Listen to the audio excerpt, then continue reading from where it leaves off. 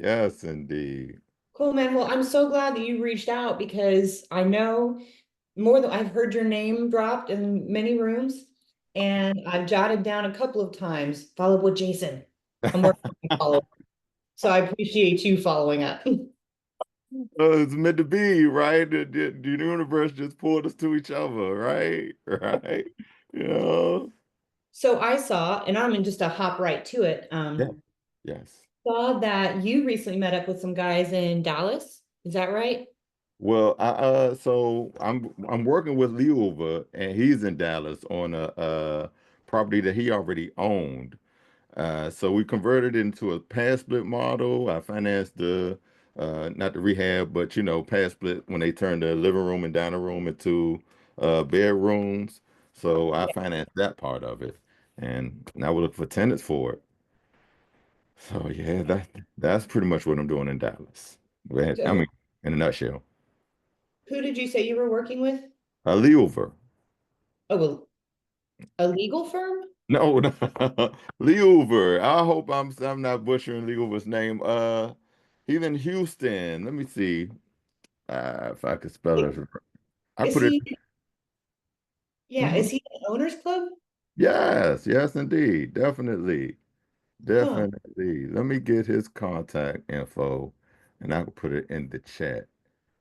Yeah, I was fortunate to be able to work with him. He came on. We have a call that we do, and it was me, Paul, Mike, Dana, and now that's Square. So pretty much he came on and he was talking about a property that he had that had been vacant. And Mhm. I was like, well, you ever thought of maybe doing a co-living model? And at the time, he was like, yeah. So I was like, you know what? I'm looking to maybe get into pad split or some kind of co-living model. Maybe we could work together. He's like, all right, cool. We talked offline, and that's pretty much what happened. We came up with the idea of doing that, and so, but yeah, he's in Houston and in the owners group. He's a real solid guy, man. And I mean, he's making it happen. So let me get his contact, show contact card. I'm trying to Where are see. you, Jason? Oh no, no worries. No Where worries. are where Oh, you are said you? where am I? I'm in Yeah. Upper Marlboro, Maryland.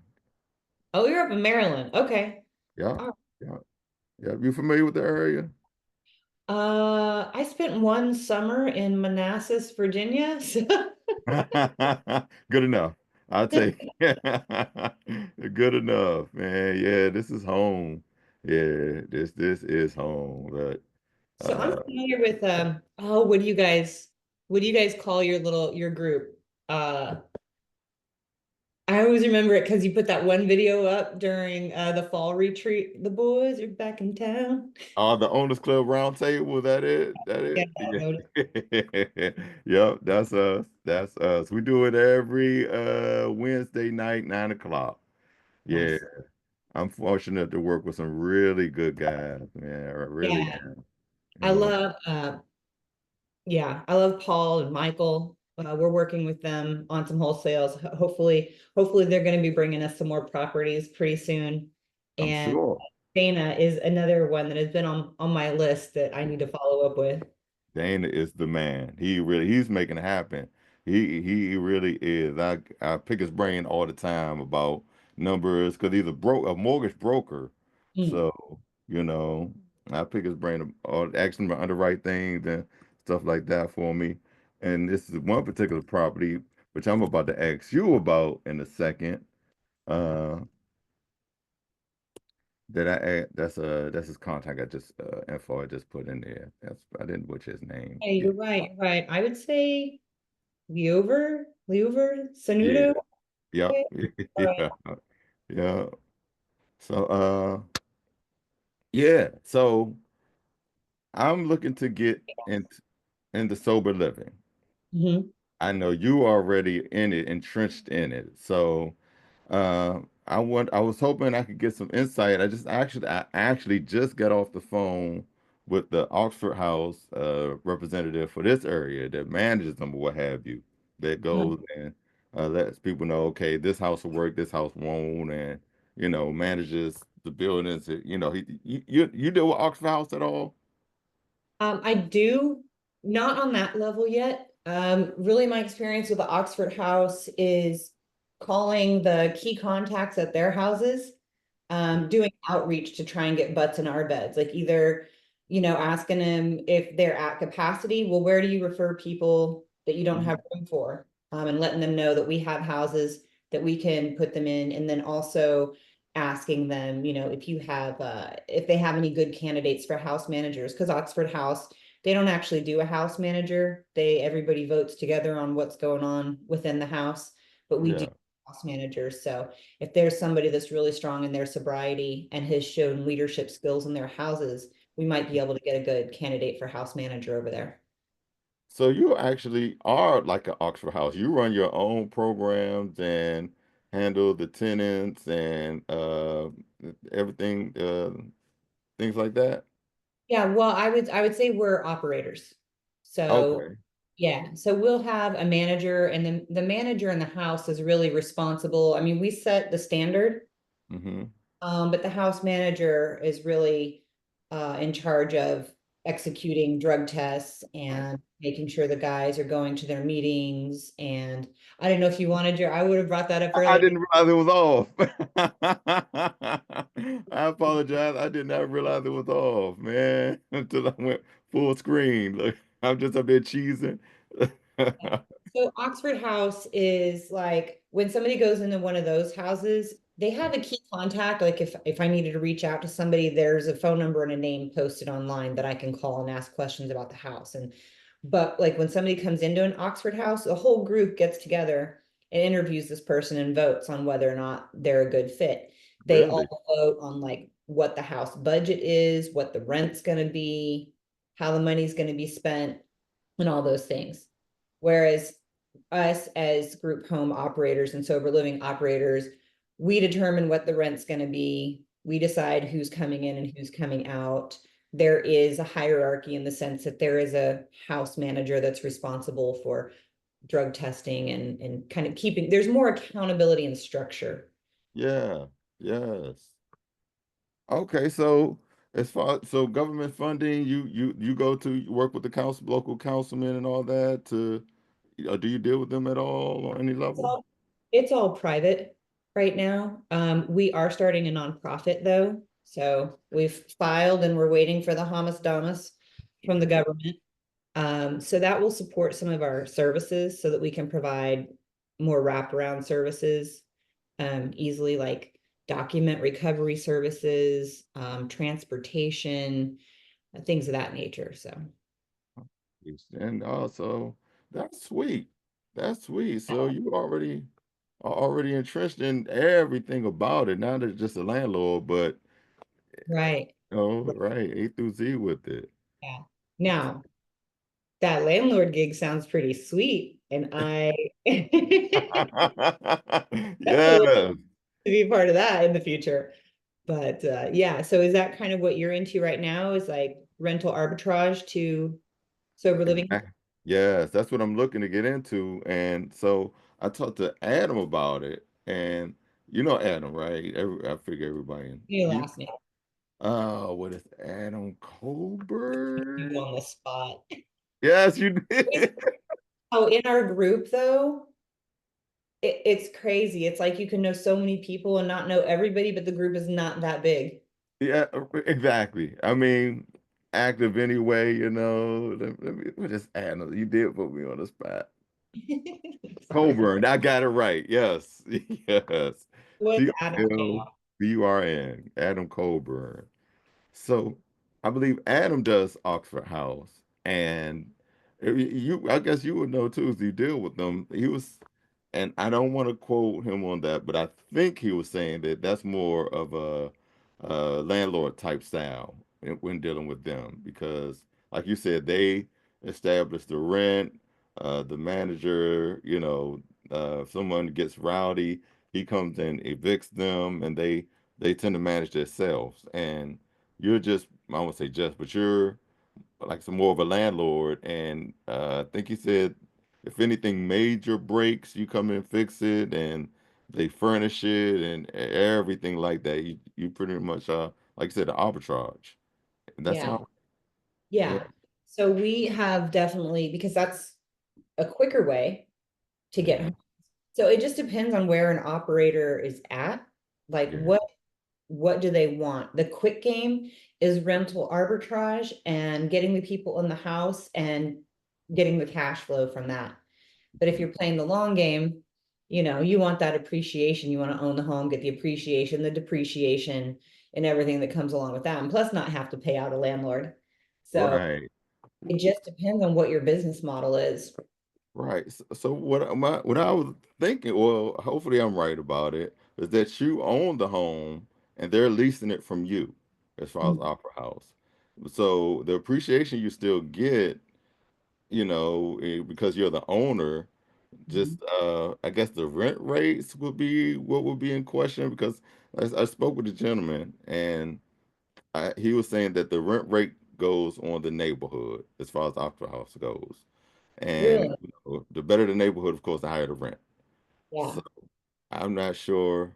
That's I have something set up where I got to talk to the agent because I do have a particular property in mind that I'm going after, Mhm. but it's on market, so I got to set up something with him and the agent to do a walkthrough to see if it even qualifies for their program, and Mhm. then running the numbers for what the rent might be for that Yeah. area, But So Oxford House is paying market rent, basically. okay, Is that what yeah, you're sounds that's like what you broke up a little bit.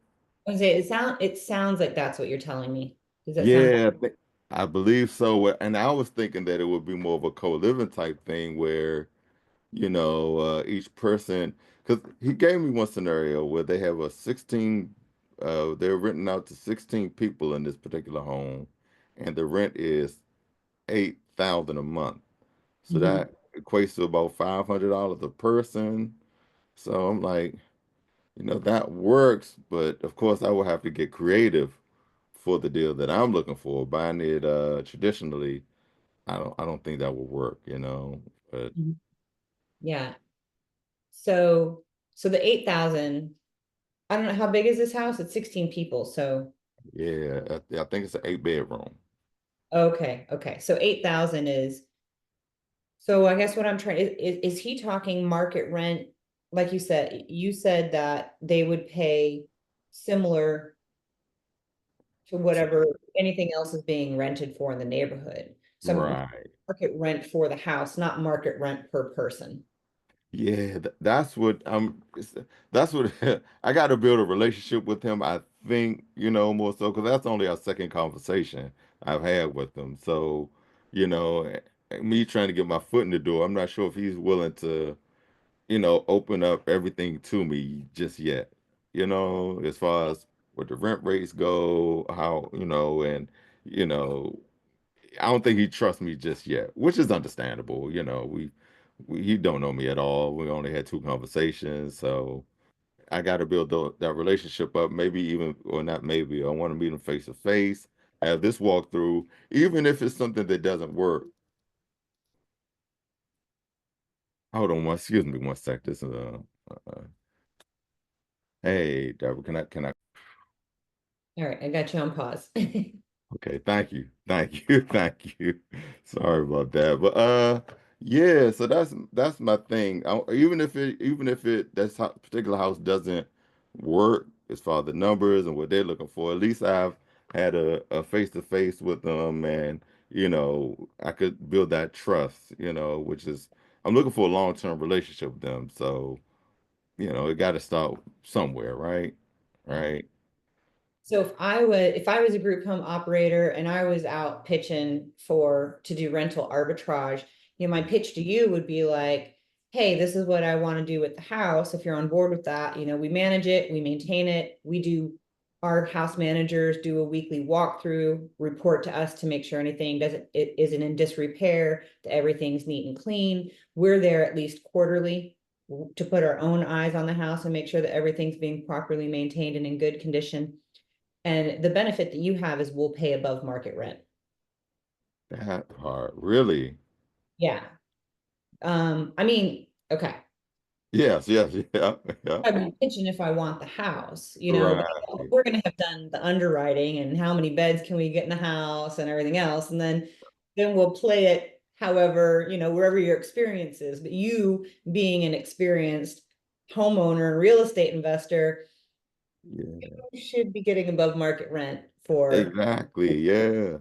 And that's what if it doesn't work, everybody has a winner in this situation. If not, walk away, Again, then if your game isn't for the cash flow, if you're just in it for the long term, you just need somebody to pay this mortgage off while this house appreciates, or pay down this mortgage while the house appreciates. That could be, if that's your jam, then it's like, yeah, if you trust this person and your bills are covered, then maybe that is a good fit for you. Yeah.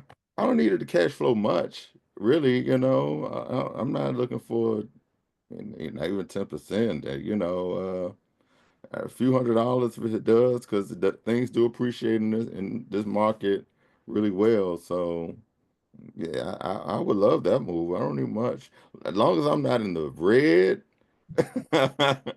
cool, and I get enough to cover the capex and anything else that might come through. I'm fine with that. Now, what I sorry, I have, like, when you get like five different thoughts at once, which one do I go with first? So I always, you have to think make sure you're clear on who's paying utilities. I think it would be them, because the Yes, utilities are going to be higher with that many people. right. And what I don't have enough experience to say yet is which one is more wear and tear on a house. Like for our house, I have 14 dudes in a house that's coming off out of the oil fields or wherever they're working. That could be wear and tear in a house. But you know what else? A family of four with two dogs and little kids, that's some hell on a house. Yeah, So I think that's worse. Yeah. Yeah. Yes. Yes, that would be worse. Adults, they're gonna come home, shower. It's not like they're rubbing their hands all on the wall or scratching up, you so right, right. I think the used family. to be like, how do people screw up their homes so bad? And I have two young kids and a Great Dane now. I was like, what the hell happened to the walls?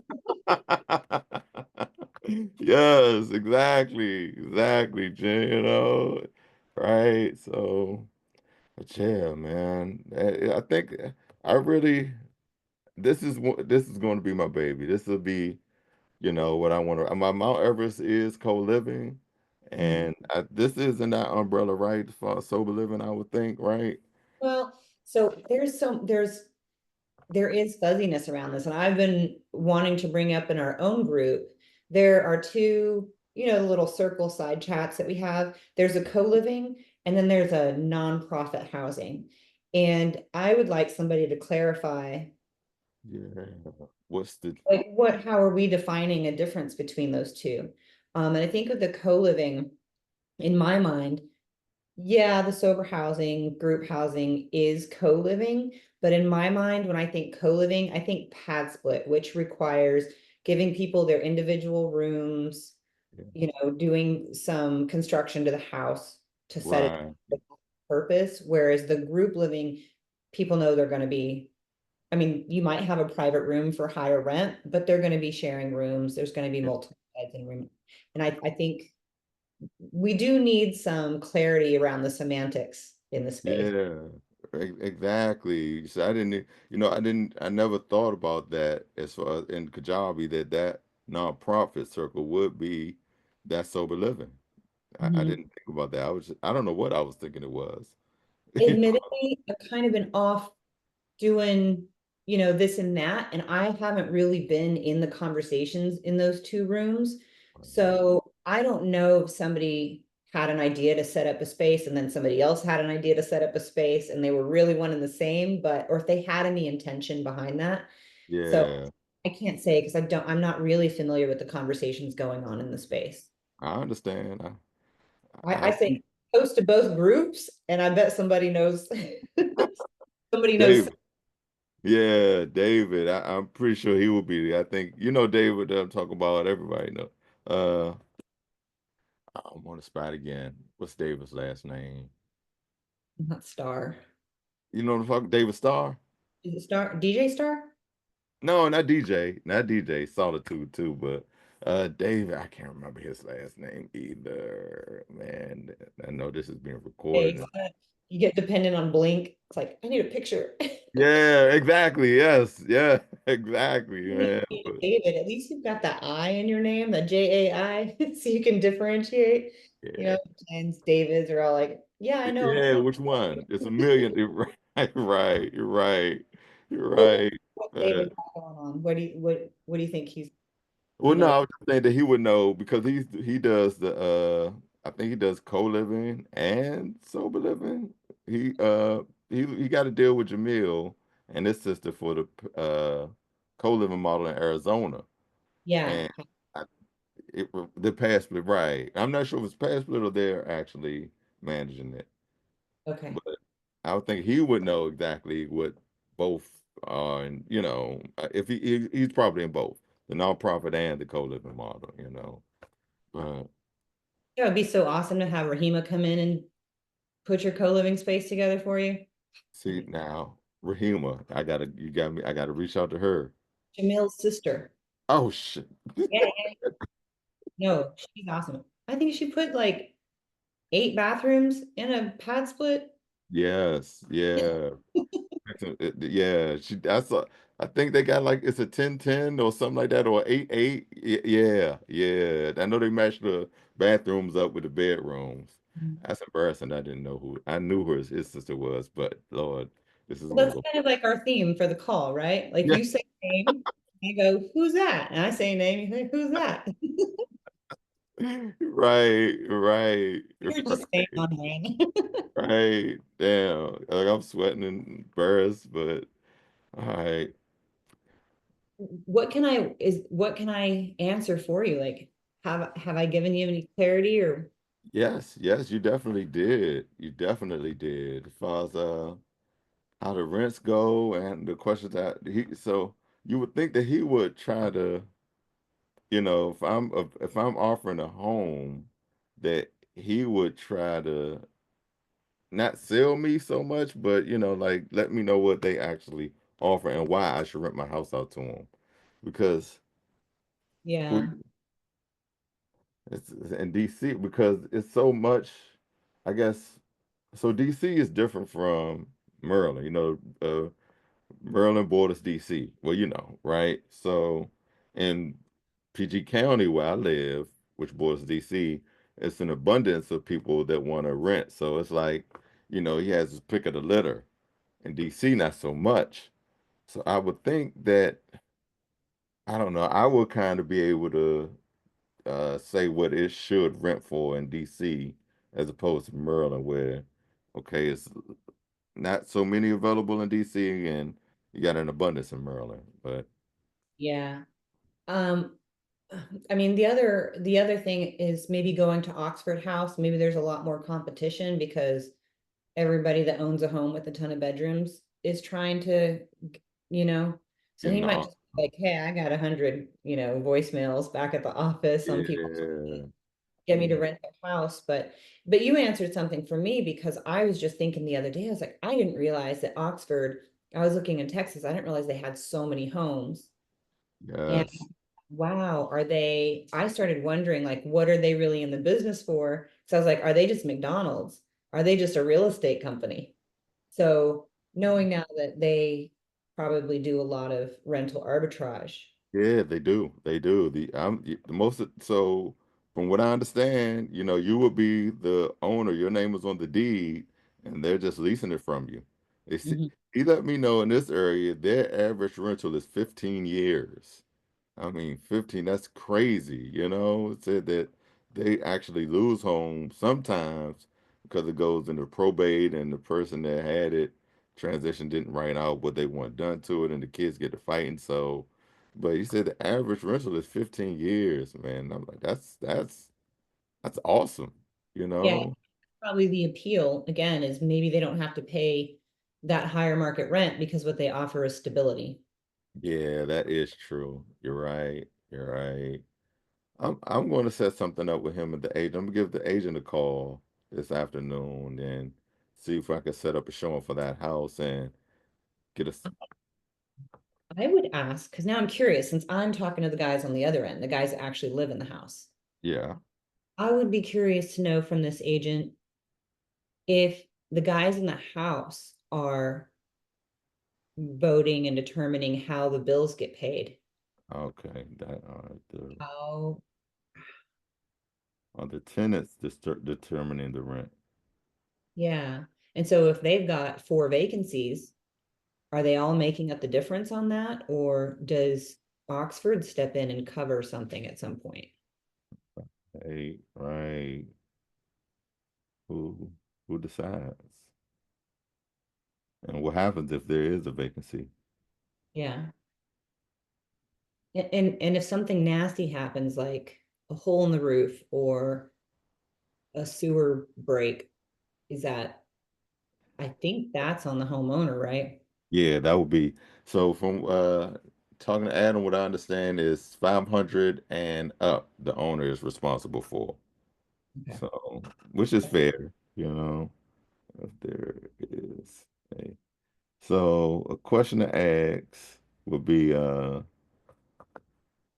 the renters determining the tenants determining the rent, right? Who Mhm. decides what that's going to be? Okay. Yeah. I could definitely ask that. That yeah, that makes sense.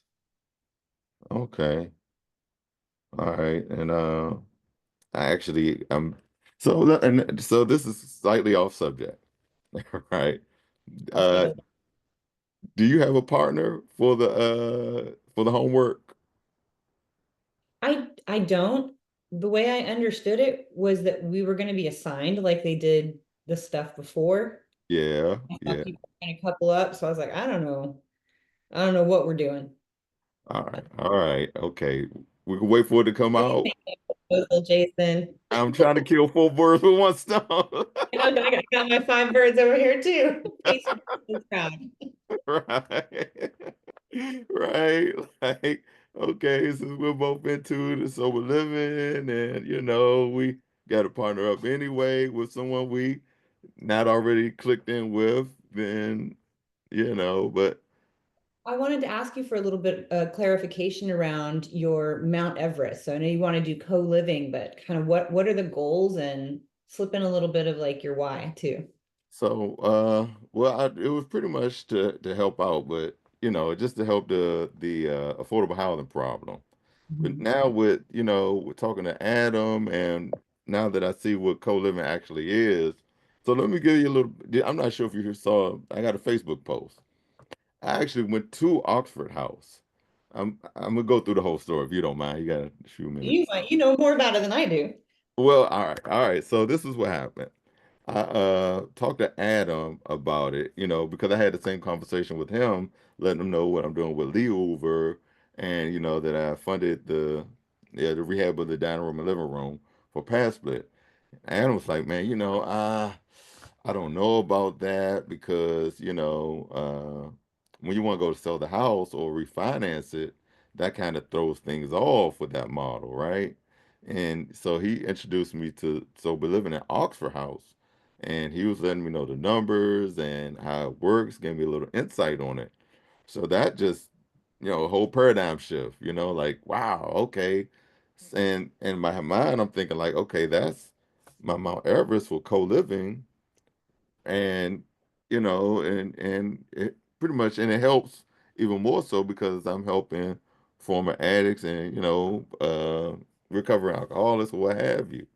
So I went to my plan was to go, like, okay, like I said, after Adam, I told Adam, like, you know what, I'm really going to focus in on this as opposed to pad split, because, pad split is cool. You're helping affordable living, but sober living, you're helping that and you're helping people get through some things, And where I grew up at, I saw a lot of that, I really did. So, uh, fast forward a little bit, I had talked to Adam, it was right before Thanksgiving.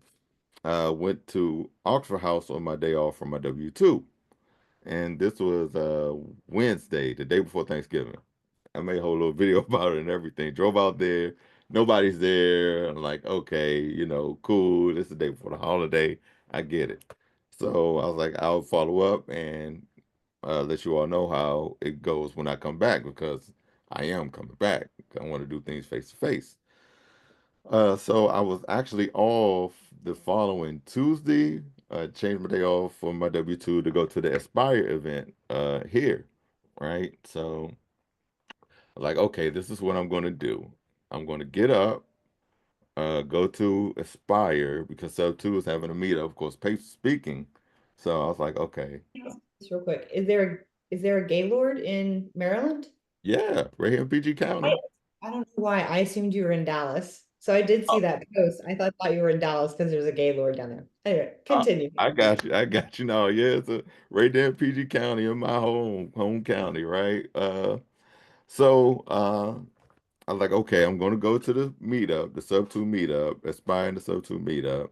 After the meetup, I'm going out back out to Oxford House, right, to actually meet somebody because I think I got a better chance being after the holidays. So I did that, went to the meetup and pushed out to Silver Spring and actually did this time talk to somebody and had a really good conversation with the gentleman, the administrator there, right? I mean, really good. I let him know what I was doing. We exchanged our backgrounds, because I grew up in DC, and I let him know, man, look, so what got me was this pretty much. I grew up in the city, and when I would hear stories about people recovering and actually getting their lives together and going clean, man, that would make me really feel really good. It really did, because I see the bad part of it, and it's bad. Oh, I've seen some really bad things from addicts. I mean, family members do something. I could go into a whole story about it. Good. Going. Anyway, I would see the bad, but when I see and heard about the good side of it, man, it did something to me, really did. Like, man, I felt like I was winning for whatever reason. I hear a good story about some man, they clean, they not smoking or any of that anymore. And so I was like, you know what, this I can do this. If I could just be a part of that, Mhm. and help somebody get clean to stay clean, I would love that. Just to say that I had some kind of helping hand, and I could go to the house and just, you know, if I'm not, I got to see what if they're allowed. I should have asked that if I'm actually able to go and talk to the tenants, or if I even should be in the landlord. I don't know, but Mhm. yeah, that whole thing, talking to him, the minister for Oxford House, that sharing the background stories, and that's pretty much it. Being able to help somebody get clean to stay clean. It just did I answer the question? I just went off in the whole Yeah, spiel. no, I was kind of curious, like what, to what level. And so yeah, you got deeper on that. I was kind of curious why that was your Mount Everest. Got you. Yeah, it started with me wanting to make 10K a month. Uh you know what? That's a shame. I should have this memorized. Pretty much 10K having what was it? 4 doors within the next 4 years, but I know that's a small Mount Everest, but I get that, and then I could just keep building another one and just going up because I have to build my portfolio. I want to build, and I have to, but I want to build my portfolio up, and that's my effort starting out with. I know once I get to the peak of that, it'll just keep growing and growing and growing. But I did shift once I talked to Adam because it was like I said, it was co-living, but now it's and that's what I'm wondering, is co-living and sober living the same? If it is, cool. If not, then I cool. mean, in real life, yeah, it sounds like the same thing, but I think in business, to me, the co-living is individual spaces. Yeah, renting out rooms to Yeah, individual rooms. yeah. Yeah, yeah. I, Um, oh, what was I going to ask you? Oh, so it's a pretty large home you have. Is there no HOA? no, no, and it's not most of the time in DC. There's no HOA unless it's a brand new development. Mhm. And cause yeah, no HOA. Let me be 100% sure on that. Yeah, no HOA. And which is the case in the city. Do you know where the nearest bus stop is? Is it within walking distance? Oh yeah. It's actually a bus stop, a train station, a Walmart right up the street. Awesome. It's perfect. I mean, it's a nice little patio if they wanted to go outside and just get some air and chill. I really believe it's a perfect situation. I think that it has one neighbor because most of the houses in DC are townhomes, but this one is it's still a townhome type setting, but it's just like one person attached to it. But it's still somebody right next door. But yeah, And do yeah. you have, is your underwriting like, is it tight? Like, you know your expenses, you know what you need to make? Yeah, see, that's the hang up. That's where that's why I was trying to get those rental rates from the contact that manages it, that does the managing. Because if it's the rent rates for the neighborhood, you said the rent rates are for a family in the neighborhood. So I'm Mhm. like, okay, is that for like a one family? If they rent out the whole house type thing? If that's the case, that's not really going to work, unless I can get it, sub two or, hybrid type model, Yeah. or maybe a Morby method, maybe, but uh, I did have Dana underwrite it for me, but the numbers, I don't think those numbers make sense. But Mhm.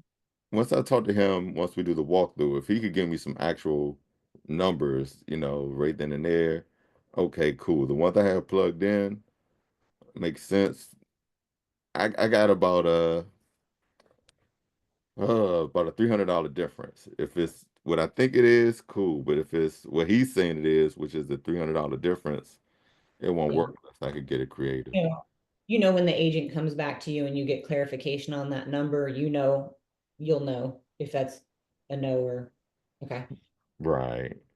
The other thing I was thinking is if you really want to pursue this guy, they probably do have a lot of people that make that first contact and then just fall off. Yeah. So keep on him and he realizes that you're serious, then that's probably something.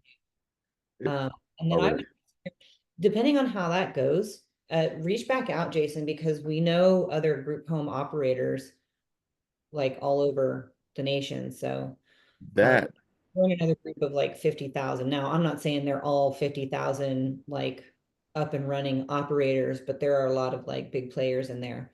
Um, so yes, that would be awesome because that's what I wanted to get to next. So been working with the Gator as well, and they have a home in PG County that I think they're doing an Airbnb, but their lease is up in January. So he wants to help them out, and he was wondering if this would be an option for them. So yeah, if you happen to have know any operators in PG County, that would be awesome, Jen. That'd be awesome.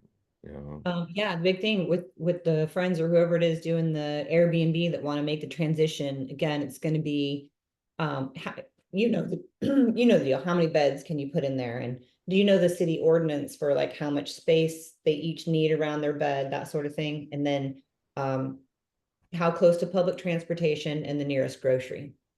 Gotcha.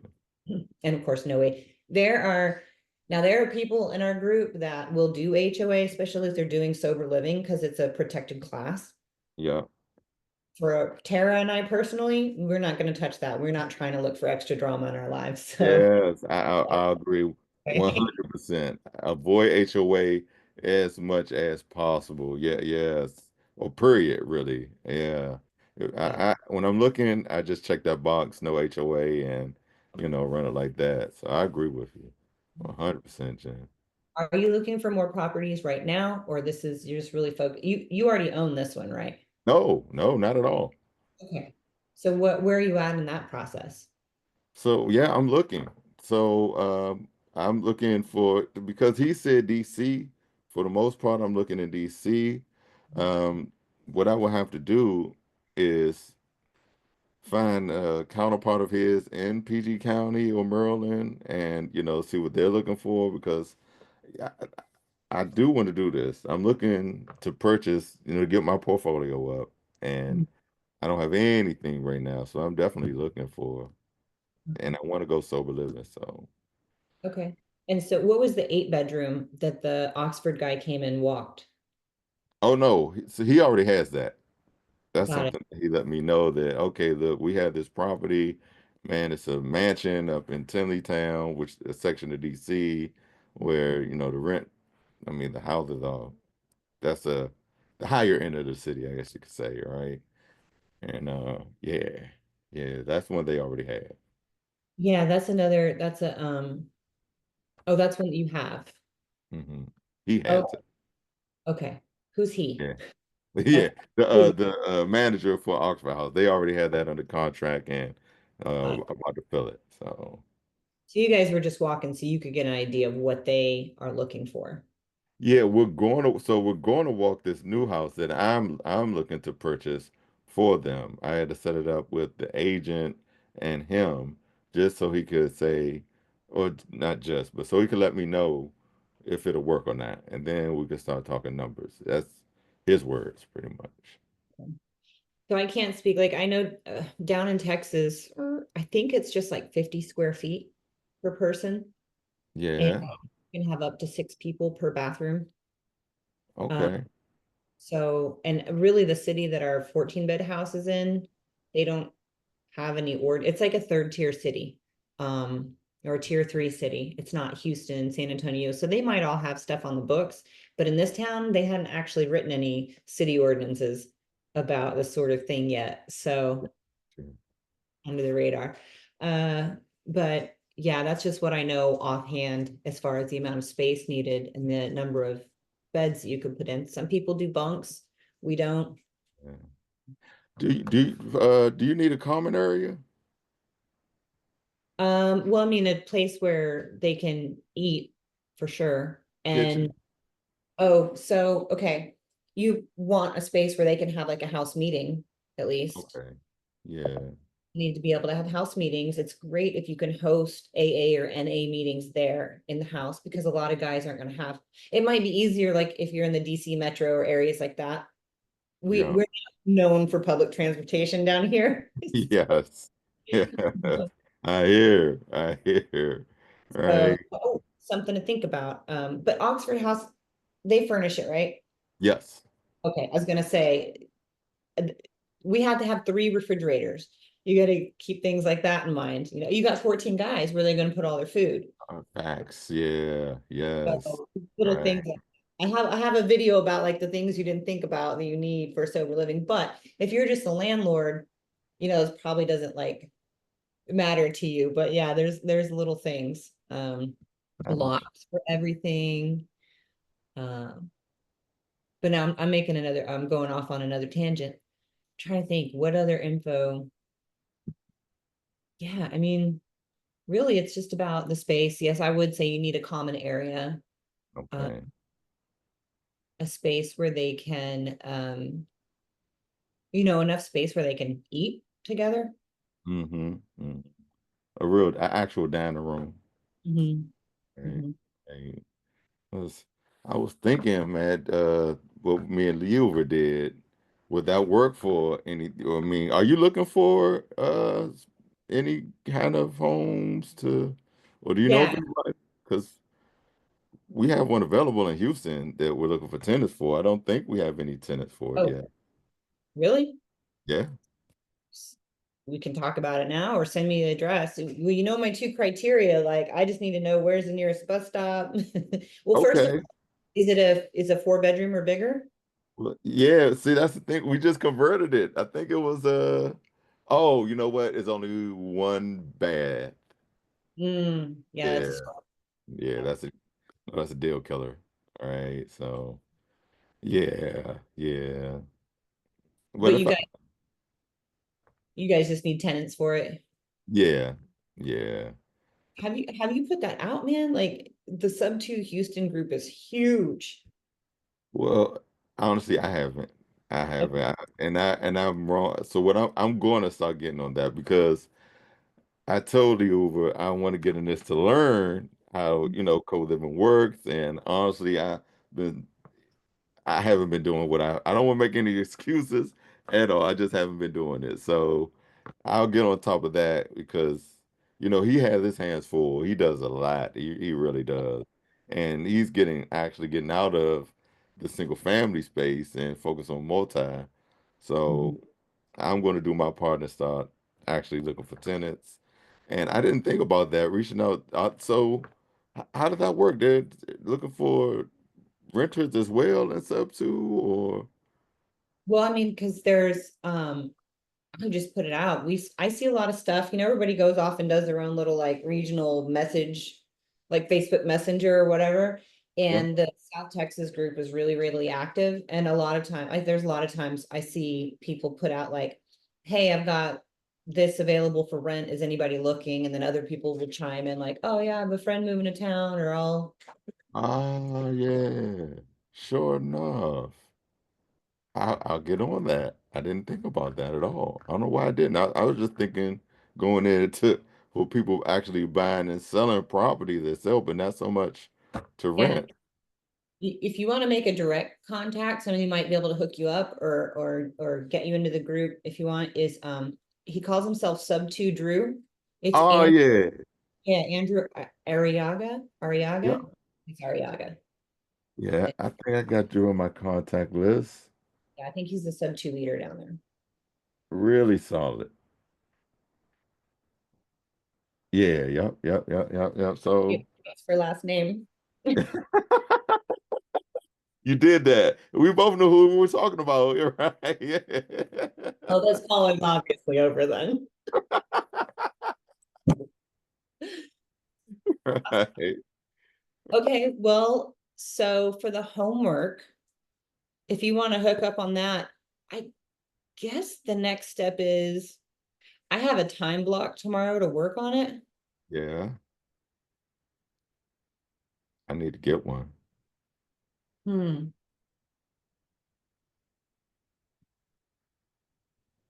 I'm opening that Your image. calendar. No, that image that Pace had with his whiteboard yesterday.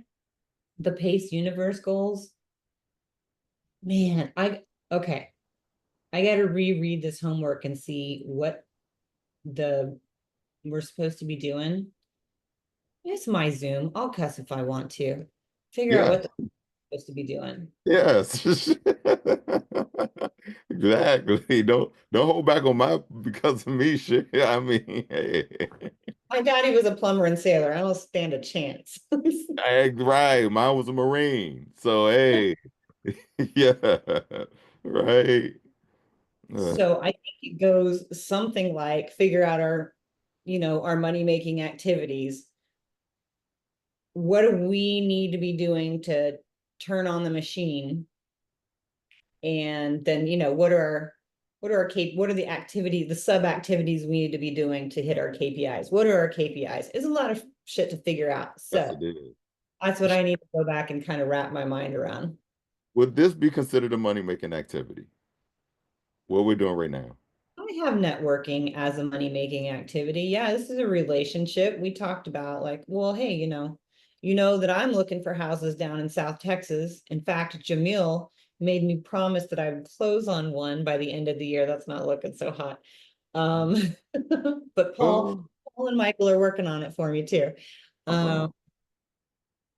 Um, And you need the minimum of 4.2, right? yep.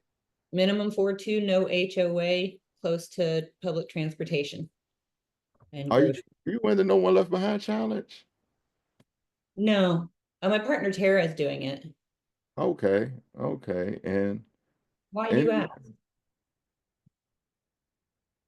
because I said I could run the blaster, and I let the team know. Look, I know somebody that's in South Texas. These are the particulars. If you find something, let me know, and we could run it like that. Yeah. Well, let's talk about the blaster. Mhm. We had decided to move away from wholesaling ourselves because getting into the sober living operations, the group home operations, that's a job plus four, and it's in itself, at least Yeah. right now, until we get the right systems and people in place. But we just realized like the wholesaling just didn't feel like it was in alignment for us, um, doing that for after 2 years. We're like, you know what, maybe we opened the wrong door. um, but what was the point? But in that time, yeah, I became very interested in LOI Blaster. And So I'm in the same exact boat because I was, I had my one-on-one with Pace, and he actually, I came to grips with it. I'm not a wholesaler. I Mhm. considered myself one for, oh man, years, because that was always my thing of how to get in. It's just Yeah, never made time for it. yeah. I really didn't. I never really engulf myself into making the calls or what have you. I just didn't, and with my W-2, it it took away from that. So I'm fine with being either a connector or, a buy and hold, through sober living because, I do okay with my job. I'm not really hurting for anything. Now of course it would be nice to have something to supplement my income. Of course, that's Mhm. why we're all in it, but all that being said, I did purchase the LOI Blaster because I had, the mind frame of a wholesaler. And I was like, okay, no, there's no one left behind. Challenge came through. I have it. I'll make it work. Especially the way he had it set up is sweet. Pace is man is a genius. He really is. We all know that's why, but he set the team up for us. And, I'm the what they call a rainmaker. Since I had a LOI blast, I'm what they call I guess I would be the integrator. And Mhm. I go in, run the LOI blaster, find the leads, get them to the team, what you call the freshmen, the people that just came in the sub two.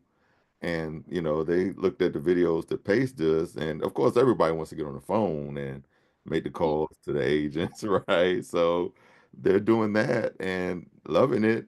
They set the appointments for people that are already closers, and it's already set up. So I'm like, okay, well, I mean, it's just a matter of me, putting in the numbers and putting them on the spreadsheet.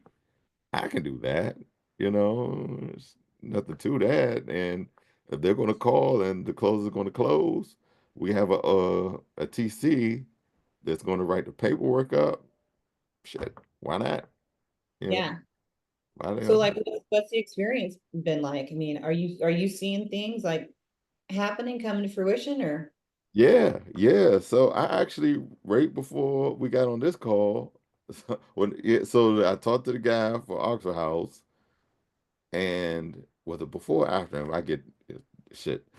One of the agents called about a property in Lynchburg, because since I do run the blaster, all the emails come from me. So Mhm. she called and was like, "Yeah, we had this property. I got your letter of intent. The sellers actually have a house under contract, so they do need to sell." So, and I let her know that, well, we could either do a hybrid model where, we pay them a certain amount of their equity, and then, we take over the mortgage, not take it over. They keep it in their name. We pay it on their behalf.